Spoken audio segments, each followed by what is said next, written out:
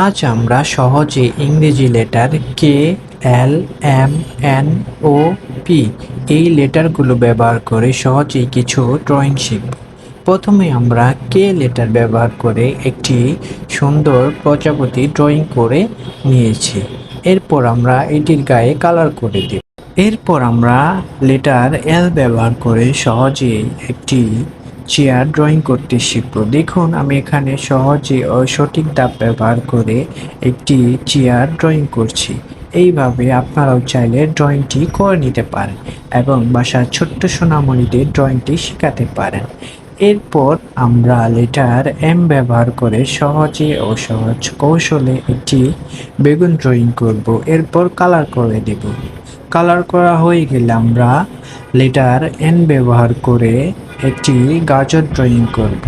এই পাশে আমরা আরেকটি মরিচ ড্রয়িং করব।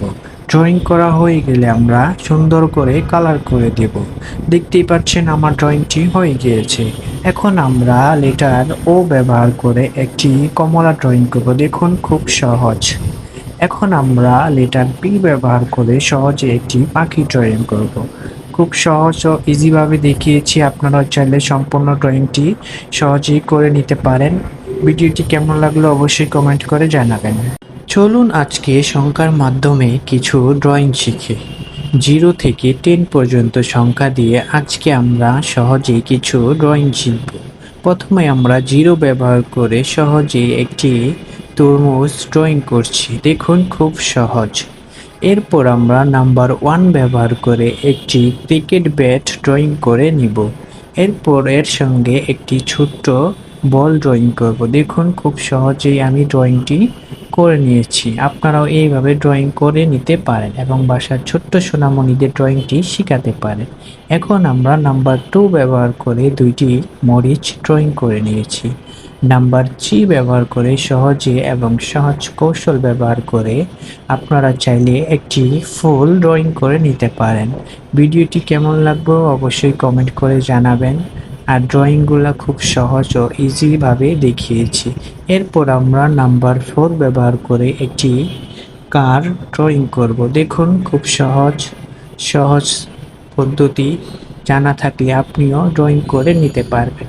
এখন আমরা নাম্বার 5 ব্যবহার করে একটি আম ড্রয়িং করে নিই। সহজেই হয়ে গিয়েছে। এখন আমরা নাম্বার 6 ব্যবহার করে আরেকটি 6 লিখে একটি চশমা ড্রয়িং করে নিচ্ছি।